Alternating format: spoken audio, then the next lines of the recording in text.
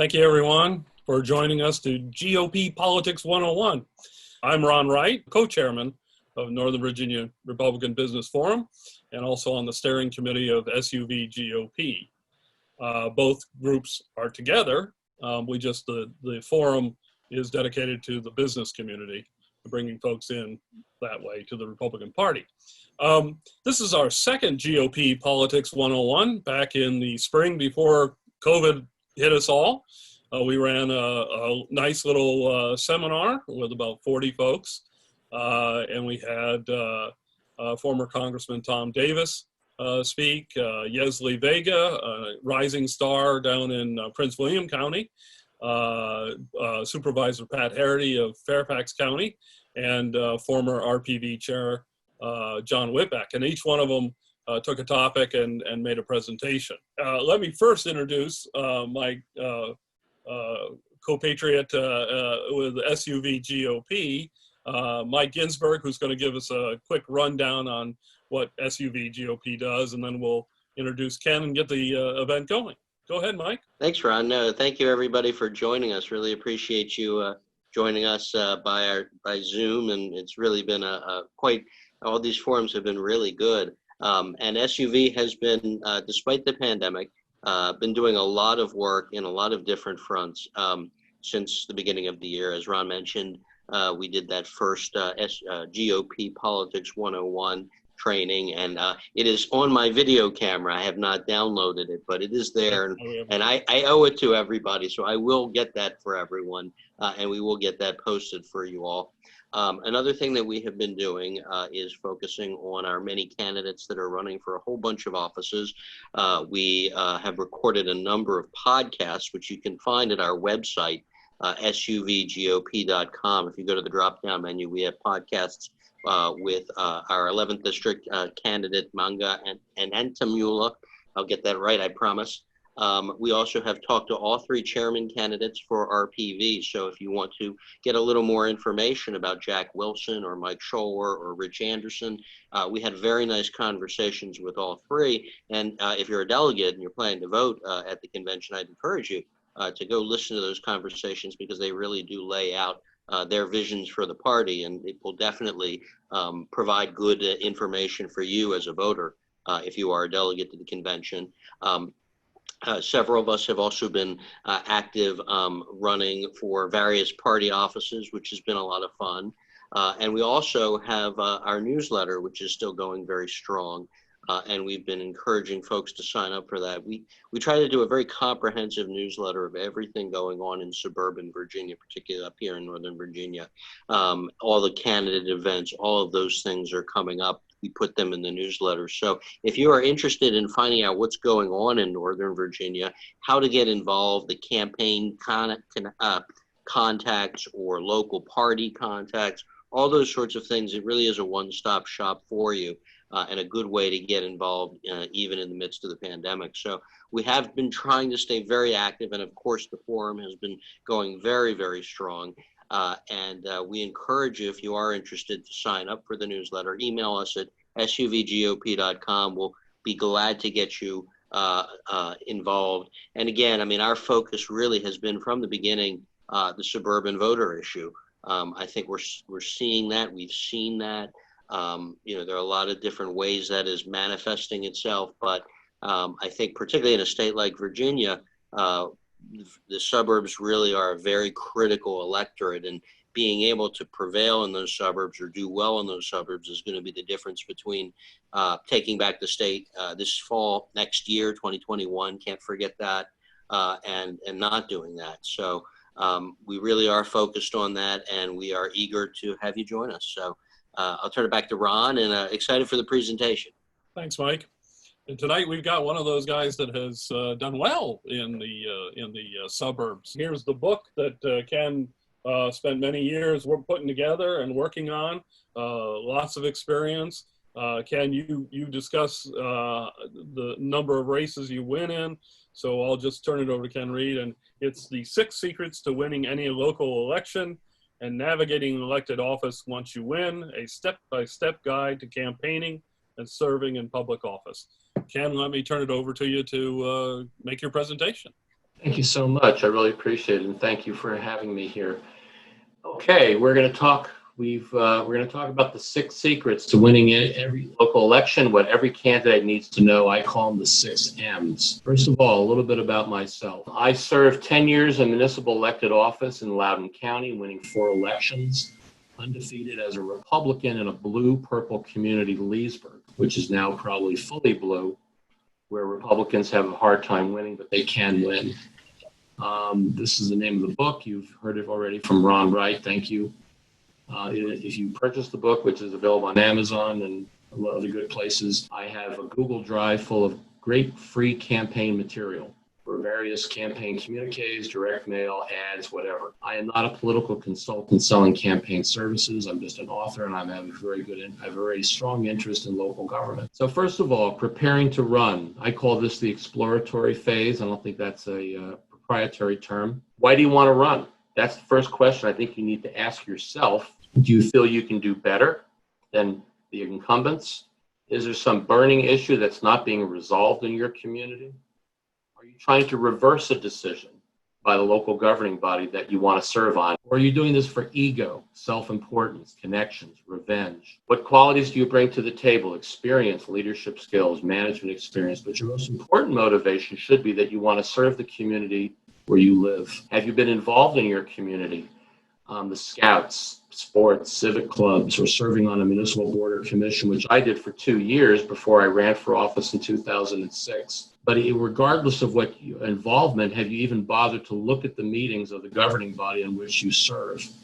Have you studied the duties of the office? I've actually known candidates who have won who have never been to a meeting of their local governing body. I think it's important that you've attended meetings, discussed the job with either a current or former member of the governing body, develop a mentor relationship with somebody there, find out what the requirements are to file and run, what are the demands of the job, hours and meetings, and have you examined who your opponents will be? Have you talked to God? Have you talked to your conscience? This is very important. I know somebody may dismiss this, but there are a lot of people who don't bother to just have a soul-searching session. Have you talked to your spouse and children, employer? Do you have their support? I think it's important to let everybody know in your family, your employer, if you work for somebody, that you're going to be spending time running for office and you may win and you'll be spending even more time. If you talk to political friends and allies, at some point you'll want to talk to the municipal manager or the county administrator, or in the case of the school board superintendent, to get a briefing on what's going on. I think you have to be a candidate first before you do that, and be honest with all your friends and family and so forth about the time commitment. And now for the 6 M's: management, marketing, manpower, money, messaging, and momentum. What's the most important? In my view, all 6 are needed. They all have to be operating in motion. And the purpose of me writing the book was because so many candidates did not discipline themselves or organize themselves properly, and they ended up losing. And in some cases, they got burned personally because of their failure. Messaging. Many of you may have said money. You may have said it's important to have money. It's important to have yard signs. No. The most important thing is the message. Voters do not spend a lot of time figuring out who to vote for. You may be into the whole issue scene. You may be into your office, but they are not, especially in a down ballot race. Voters they'll vote heavily based on party preference, emotion, a candidate's popularity, or name recognition. There's a significant undervote, even in national elections where people will vote for president. Then some will vote for Senate, they'll vote for House. They may not vote for local council races or ballot initiatives even. Not all voters will even take or see the sample ballot. If you worked at the polls, you know that a lot of people just wave their hand, no, I'm not interested, I'm not interested. Then they walk into the voting booth and they see all these candidates there, and they don't know who's the Democrat, who's the Republican, whatever, and maybe a lot of them will not even vote. So it's important for you as a candidate to come up with messages based on the qualities that you bring to the table and the issues that you stand for. Messaging is not just important for voters who have very limited time and attention span, but they're also important for donors and volunteers. And these are some things that many people will harp on, they'll mention as in their campaign literature. This is not messaging. Ron Wright, I use this example, the right supervisor for Herndon. That's a slogan I came up with in case Ron wants to run for Drainsville supervisor. I think that's the district you're in. Messaging is something like, I am the transportation advocate for Herndon. I've been involved with traffic. Vote for me and I will fix the bottleneck on Eldon Street. I just made that up. It allows you to boil down issues and concepts to easy to remember ideas. And you don't just need to do this for the voters, but the donors as well. It's like an elevator pitch almost. We'll talk about that later. You speak to the insiders to find out what messaging, what issues are important. Read the papers if they cover the local municipality. Talk to a few voters. Gather a bunch of folks at your house and brainstorm. But should you do polling? A lot of people know about polls because we see a lot of it on television. In my view, polling citizens, and I've done it twice in 2 campaigns, it was a big waste of money. You're not going to find out anything of significance other than they're going to tell you the dominant issues. And in Northern Virginia, there's 3 issues: traffic, education, and traffic. So those are the 3 things that are going to come back in the survey, or at least 2 of them. Messages become your pitch, your elevator pitch that you're going to give to people at the door, the phone, or in a palm card. The next important thing is management. Running a campaign the right way is like running a small business. You will need to know who you're running against. Are you running against one person, single seat, like in a mayoral race, or multiple seats, a multiple ballot situation where people can vote for the top 1, 2, or 3 candidates? This is very common in city and town council races where they don't have district representation. You run at large, and that means there's a prospect for bullet voting. You can get people just to vote for you and not vote for the other candidates if you're running solo. How many votes do you need to win? That's based on prior election. You should be looking at the information from the results from prior elections. And this is also critical, is early voting, as it's commonly called, or absentee voting.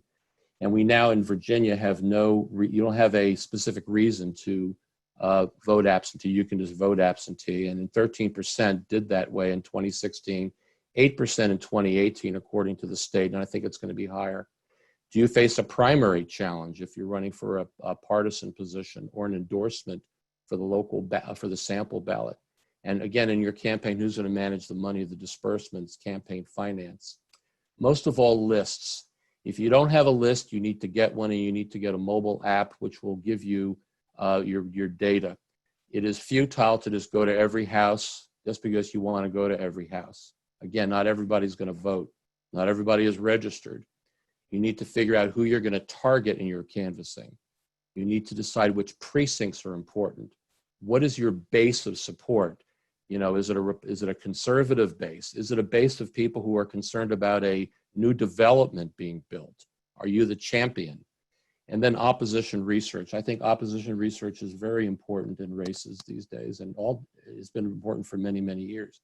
But it has to be appropriate opposition research. And I discuss that at length in the book because I've known several candidates that have tried to dig up dirt on opponents, and it's backfired on them. I give examples about how that can go bad for you.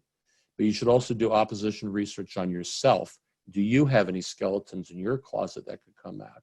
And do you have a press release or some way to handle it if it is disclosed? Money. That gentleman there has been dead for some 40 years, said money is the mother's milk of politics, and he was right. Democrat Jesse Unruh, who was the political boss of California for many years. But before you ask for money, it's a good idea to determine the budget of what you need to spend to win, and that is based on your voter universe, how many votes you need. How much money is it going to take for you to contact voters? What are you going to have to run newspaper, radio, or TV ads? TV ads are now becoming common in local races, and it's very expensive in the Washington market to buy TV ads. Yard signs, palm cards, paying canvassers. I actually knew a mayor of Purcellville. He never used volunteers. He paid them for Purcellville. Interesting. You need a campaign manager, and then add 25% for contingency because you're going to end up spending more than what you budgeted. And having a well-connected finance chair and finance plan will do you well as well. You can even have a finance committee if you have enough support. How do you get money? You ask for it. It's called the ask. You have to start thinking like a self-serving politician, unfortunately, and you have to be willing to ask people for money, and you have to ask people for more than what you think they can even donate, and then work your way down. You need to put yourself in a room with a list, a telephone, have somebody with you nearby who can basically fill out the pledge cards or whatever, and you just do dialing for dollars. But who do you ask first? Relatives, friends, coworkers even. People who know you well. If you know someone who is well-to-do, ask them for $3,000. If you look at the pyramid on the right, you'll see that you want to spend a lot of time getting those big donations because it essentially saves you the time and effort to get the small ones. That's how it works in politics. You look up who has donated in the past, look at the campaign finance records for other people who have run, and develop a database. And of course, fundraisers. I like having a business committee. A lot of people like to get politicians to endorse. If they're not willing to give you money, I don't know if it's worth having politicians committee or something. I think it's better to have, your local businesses for Ron Wright for supervisor. And there would be businesses there who would each give a donation to be a sponsor to the event. Get somebody to put the event at their house, a very nice house with some decent food, and that way you're not spending a lot of money on overhead. But GoFundMe and social media become very critical in raising money, especially small dollar donations. And you'll see in the pyramid at the bottom, the digital media. PACs are important. They often come in late in the campaign. That's when political action committees that want to see if someone's real before they give an endorsement and their money. And again, I talked about the pyramid. Number 4, manpower. And that's an M, so that's why I use the sexist term manpower, but it's also women power too. So manpower. And in this chapter, I talk about volunteers, but I also talk about essentially retail politics, the door knocking ground game of campaigning. But it helps to have volunteers, and again, you have to ask them. You have to know how to motivate them. Find out who's involved in the community, who can help you get voters. Voter contact is key, primarily face-to-face. That's the value of running a local election, is that you can you greet the voter. Door knocking is critical, and it's tough to do right now with COVID, but I've been doing some door knocking lately, and I'm not finding too many people who are not willing to answer the door. They're answering the door. I think many of them appreciate, I think, having somebody come to their house and talking to them. But phoning and texting is a very key thing, and we'll talk about that a little bit later. Voter contact is important because that's a way to blunt any whispering campaigns against you, which could happen. I talk about that in the book, or any direct mail that basically comes out against you.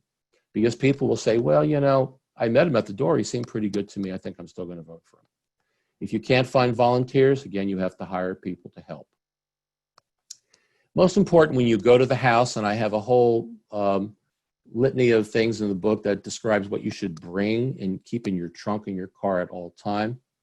But the most important thing to remember is you want to get face time with as many voters as possible. You want to start knocking on these doors of your base voters first, shore up that base, then move on to swing voters, and then, if warranted, folks of the opposite political persuasion. When you encounter a voter, be pleasant and upbeat and listen to them. Do as little talking as possible and don't argue. Voters want to be validated. They want to know that you are listening to them. Because the bottom line is to develop goodwill with the voter so they have the confidence to vote for you when they see your name on the ballot. And the mobile app that you use should have a line to input voter views on issues, because that way when you follow up by phone, you can talk, you have something to talk to the voter about if you get them on the phone, and et cetera, et cetera. You should have a place for phone numbers and emails. And before I knock, I like to case the joint to see what's there. Question, what does that blue star stand for? You will come across certain symbols, and in the book I talk about door knocking A to Z, and all the symbols all the things that you will see coming up to the house will give you an idea of who you're about to talk to, so you can engage in a conversation, talk about their flowers, their gardening, whatever. And this here is how I think everybody should put their palm cards if they are not able to reach the voter, is stick it in the door jamb like that, not on the ground, or definitely not under people's windshields. Now, this is a little complicated graphic, but this is the best way to assure the most face time and see as many voters as possible.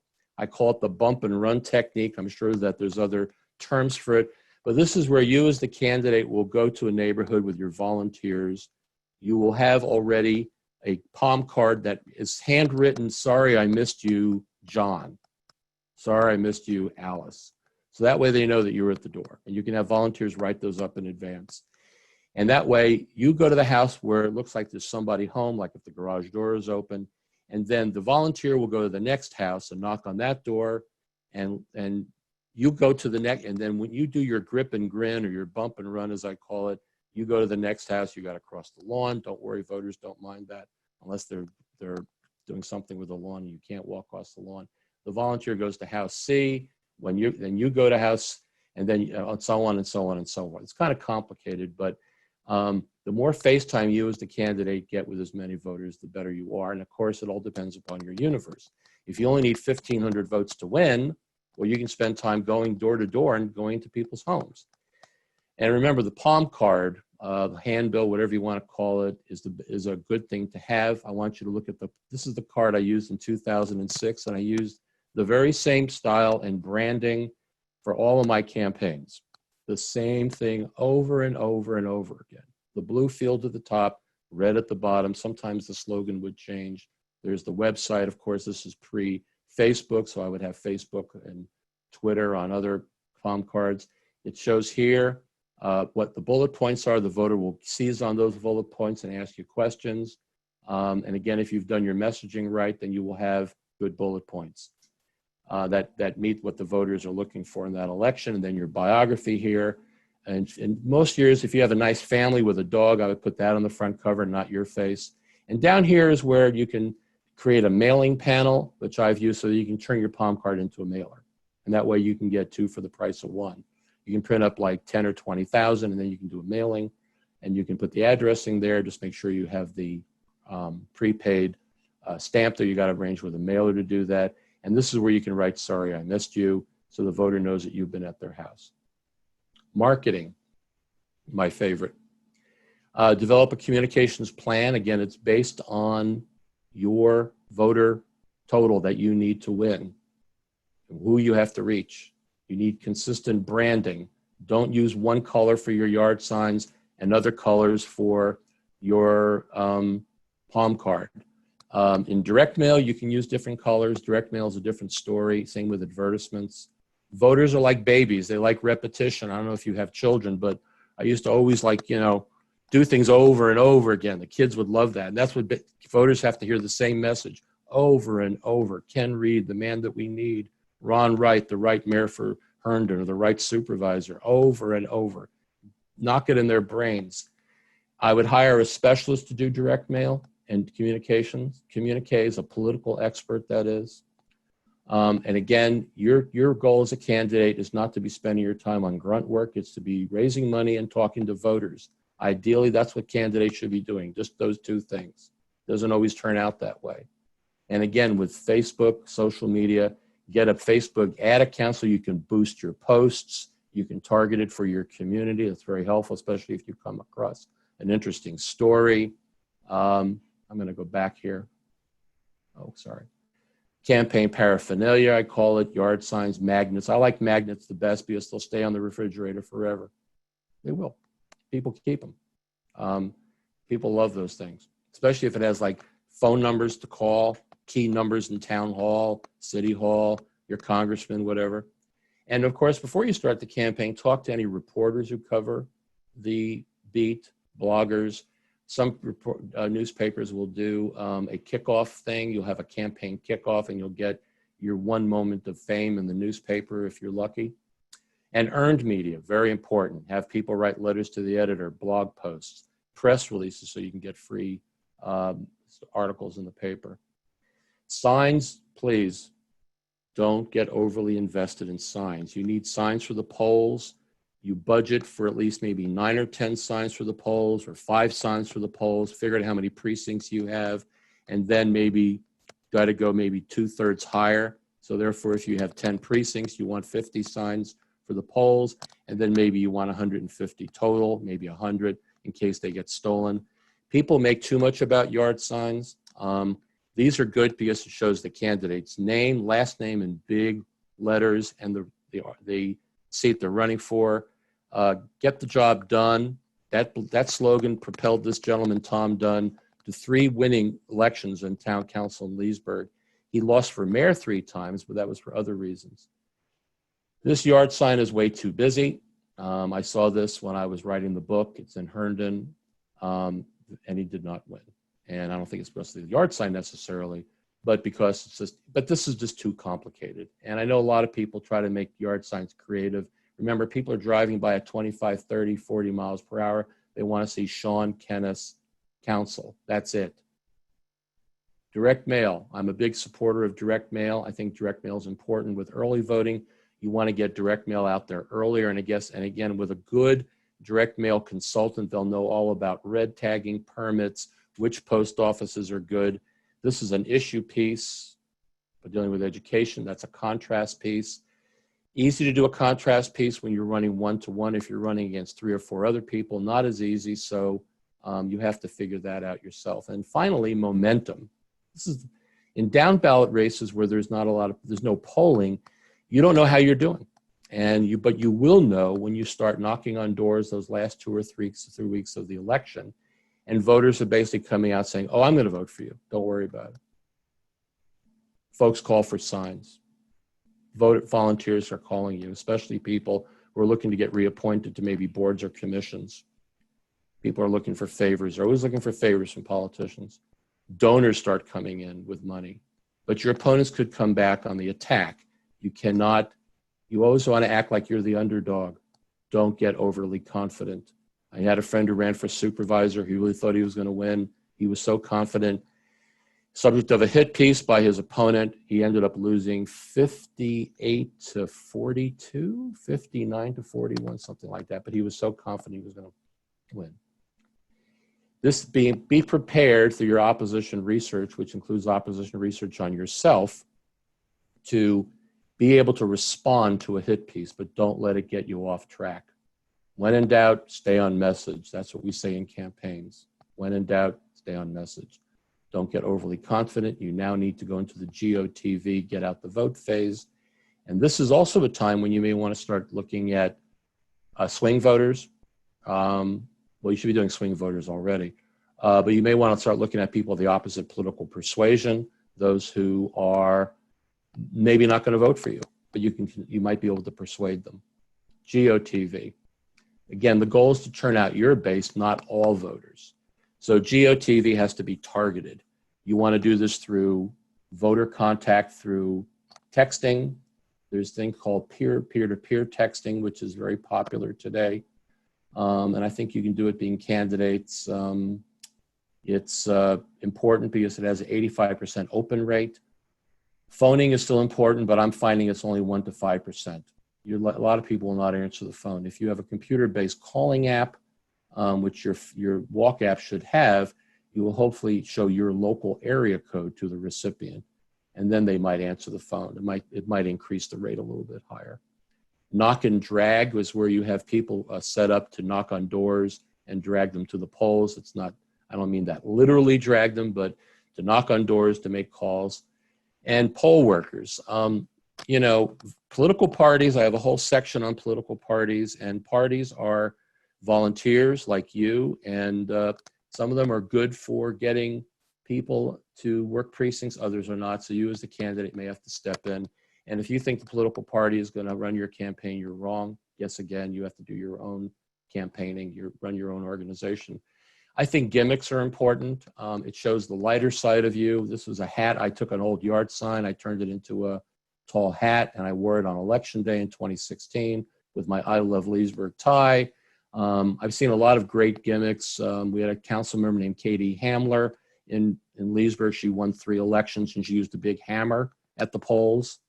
That's what she used. That was her expression. That was her thing, the hammer. People love the hammer. Get the job done. Get her done. They love that stuff.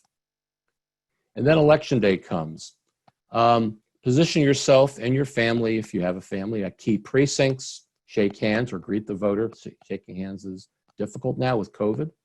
have a volunteer call voters on your list, or you can have somebody, I call them a spotter, who goes inside, looks at the books, sees who's voted and who's not voted, goes out and makes calls to people. And I think robocalls, the automated annoying calls that we get, are appropriate for a reminder. I wouldn't use it as your total phone campaign at all. Arrange an election night party, go home, take a rest, and be prepared to call your opponent if you lose. And you have to call your opponent if you lose. And this is what happens when you win. Nothing is more euphoric than winning an election, I tell you.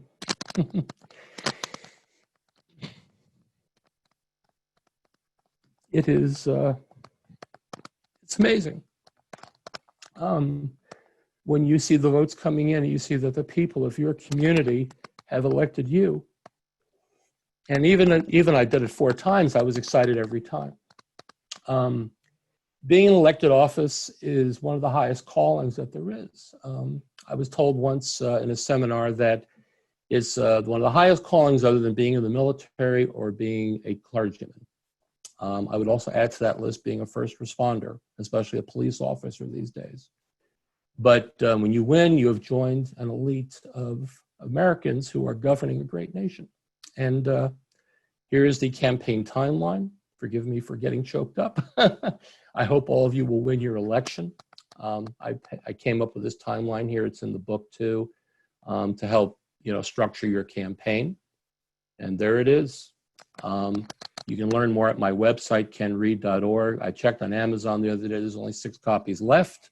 So please get out there and purchase it, and I'll be more than happy to consult with you for at least an hour or 2 for free. And again, I'm not offering to run your campaigns or anything, but you also get free artwork for all your brochures and stuff. So I guess I should stop sharing my screen, right, Ron?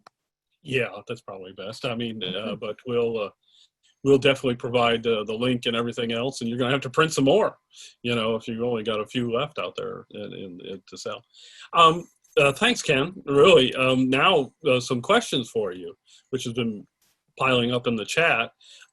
First, I'm going to start. What got you to run? I mean, what was the motive? Was there an issue? And it was Leesburg Town Council, right, to start with? Yes. And so what got you going, and what did you do to prepare, which is similar to Mike Ginsburg put a question up, which I'll also tie in here, is how long should a potential candidate take to attend meetings, get involved in the community before they are ready to run for office? So I guess give us your life as an example, and how long should people be preparing? I ran because the Leesburg Town Council was dwelling on petty things. There was another fellow who ran also because and there were a number of us, there were 9 candidates who ran. It was a May election. We had elections in May back in 2006 and through 2010. And so it was really a situation where I wanted to do better. I felt there were a number of things that were lagging. They were not being attended to. And so I decided to run. And I decided to spend my time getting things done and not just going to parades and waving at the crowd and going to the ribbon cuttings, which unfortunately a lot of local government people do. And frankly, that's the best way to survive in office, but you're not going to be able to look at yourself in the mirror and say, good, look what I've done. I mean, you're going to be punting to the town staff. If you're one of those people, then that's fine. But in my book, I suggest people to be active council members and school board members to actually try to get something done for their community. And it could be a little thing, just getting a stop sign put in, getting traffic calming on a street, something that makes people happy. It can be minor things too. So that was really what motivated me. Good. Okay. And now another question that was posted on the chat. Is there a time ever a time when you don't identify your party, and if you don't, then why? And especially being here in Northern Virginia, you know what it's like. I never put Republican in my palm cards or my direct mail. No, because okay. I knew running in a purple community, I could not have won without Democrat votes. I mean, I mean, there's just no way I could have won without Democrat votes in Leesburg. So I did not want to put endorsements in my pieces. I did not want to mention Republican. I would do that if it was a targeted mailing, maybe. But again, if you're somebody who is a problem solver and you are representing to the voter that you know something about the town, you know something about the issues, and you can even educate them on something, why would they not vote for you? So, and in terms of involvement, I don't know if I answered that question. I was involved 2 years on boards and commissions. It was very helpful, but I know a number of people who were not, and they did very, very well. I mean, they were involved with the Chamber of Commerce. They were involved with youth sports, the Scouts. There's a lot of areas where you can get involved, but I think you have to, but if you're not involved and you don't go to the council meetings to speak, which I did for 3 years prior to running, I would go to the public comment sessions, then you have a lot of studying to do. You got to study up. You got to know what you're talking about. You got to know when it comes to local government. People are not going to ask you about abortion and guns. They may, I mean, you know, but when they see you're running for school board, they're going to ask you just about education issues. They're not going to ask you about utility rates. Right. Another question is what you mentioned during your presentation. There's certain things you keep in your trunk. Yes. So let us in, give us a few hints on what are the things to keep in your trunk and I have to get the book out and get the list, I guess. Yeah. You can't remember. I guess, you know, is one of them, you know, some kind of keep dogs away from the door knocking. If you have a problem with dogs, you're going to have a problem running for office in a suburban area. Right. You have to like dogs. And one of the things I tell people is if the dog comes to the door, immediately put your hand down and let the dog lick your hand and show interest in the dog and the children too. But you basically want to have yard signs. You want to have palm cards. You want to have business cards. You want to have absentee ballot applications, voter registration forms, or a card that indicates where to vote online in case someone's not registered or someone needs to get an absentee ballot. You want to have those nice little magnets to give out to somebody who's really positive or somebody maybe is on the fence or somebody's really interested and you want to ask them to put a yard sign on your lawn. You want to be prepared for that, and you want to know where you put your yard signs, of course. If you want to have some stickers, I suppose you can. I don't think they're that critical in campaigns. Those are some of the things that you want to be armed for and you want to keep in your trunk at all times. I would also use a yard sign as a sun visor so I could put it in the windshield and get extra publicity as people drive by or walk by. Yes. And donation cards. Pledge cards. Yeah, I said that. Yeah, okay. Donation cards. We've got one from a participant who, could you please describe how to work a crowd at a community event, and are there certain do's and don'ts in that crowd working? Yeah, first thing you don't want to do is eat too much and overeat. You want to spend your time getting FaceTime with the people that you need to get to know, shake hands. I would always bring one of those little handy wipes and wash hands before I would eat or anything like that, because you know you'd be shaking a lot of hands, especially when you go door knocking. You want to be careful of hand to mouth contact for just disease purposes all the time. But you want to get eye contact with people, FaceTime. You want to get to know as everybody as possible and have a little pledge card in your pocket to get a donation card with an envelope. Jack Harity, who is the former chairman of the Board of Supervisors in Fairfax County, would always have these pre-printed envelope cards. Here, send me a donation. Here, send me a donation. You just hand them out. And I would keep them in my suit. And believe it or not, I would get donations from people. So that's important to have. And that's how you work a room, and just, you know, avoid the food and the drink and the right away. You get a drink in your hand or something, that's good to have. But is that the kind of question that the person was asking? Is that what you're referring to? Yeah, I think so. And then receptions. Yeah, definitely. If you're there with voters, you want to meet. If it's just like a school board thing or a lot of parents, you want to be a little bit more low key. If it's not a political, you don't want to over politicize an event if it's not political. That's very important. So if you go to a church, synagogue, or whatever, you don't want to be being overtly political with people. Right. Right. Tim Carter, Sheriff Carter out there in Shenandoah, he posted a question. How often do you use social media for fundraising? And the second question, is there a texting app that you can use or recommend? So I guess the first is, how often is social media used for fundraising? I know, we use it at SUV GOP and other organizations do. Go ahead, Ken. I'll let you. Well, I'm still somebody who uses emails. I was using emails quite a bit. Social media, unless you have to understand, it doesn't target it necessarily to when it comes to donors, you think you're going to get all your donations from your one community? I mean, not your big ones. I'm the kind of person who goes for the high dollar donations. I think the small ones are good. I think if you're starting a campaign, you can do a GoFundMe. That would be pretty good. But really, any kind of communicate, whether it's your Facebook page, a website, Twitter, no matter what it is, have a donation button. You want to make it as easy as possible for people to donate. And PayPal doesn't really cut it because it doesn't have all the requirements. There's other tools out there that you can use. They'll take a fee, but then you're going to have all the good data for reporting, because some states will require that you report a donation over, let's say, $100, like in Virginia, and you have to identify who the business, who you work for. Right. PayPal's not going to have that for you. Right. A texting app, there are many out there. I think what I'm going to do is I will send you an email, and you can send out some.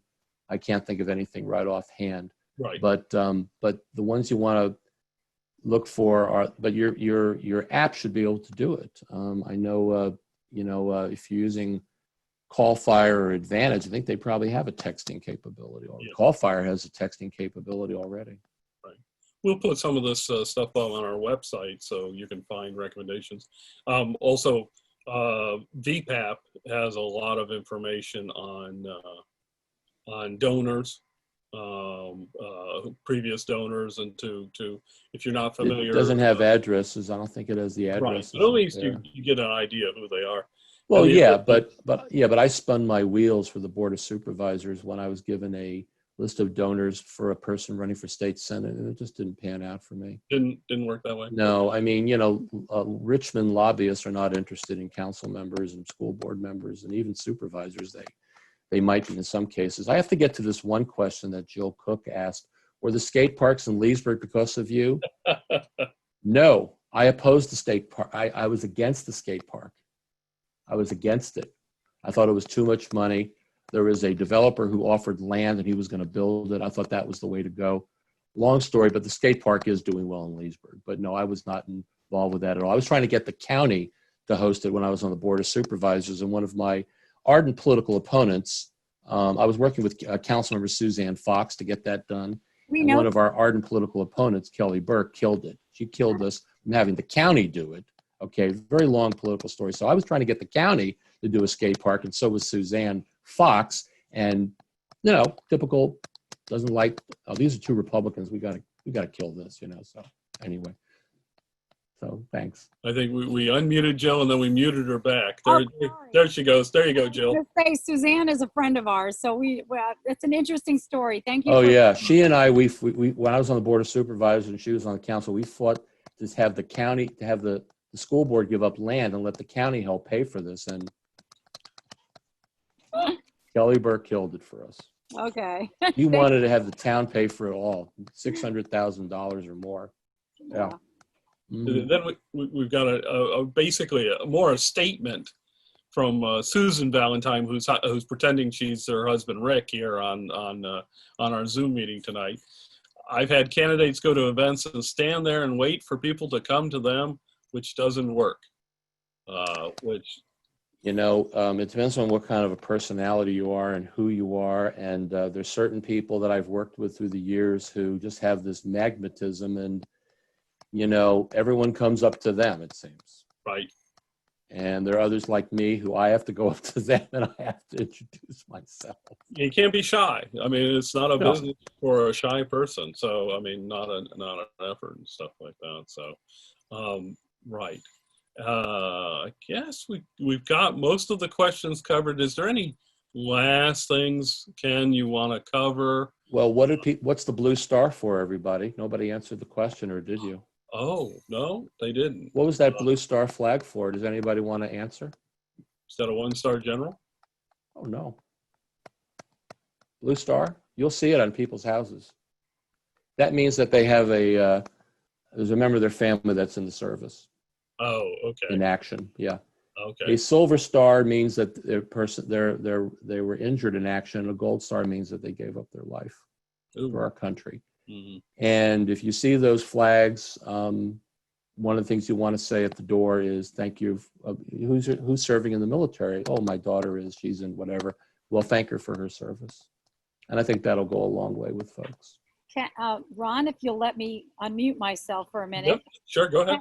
And I just want to I want to reemphasize one of the points you made earlier, because in all the years that I've been door knocking, I've never used the term case the joint, but we have several of the walkbooks have had little places where you check off, college stickers, religious symbols, anything like that. It is so useful. I think that is one of the most useful things you've said tonight about door knocking.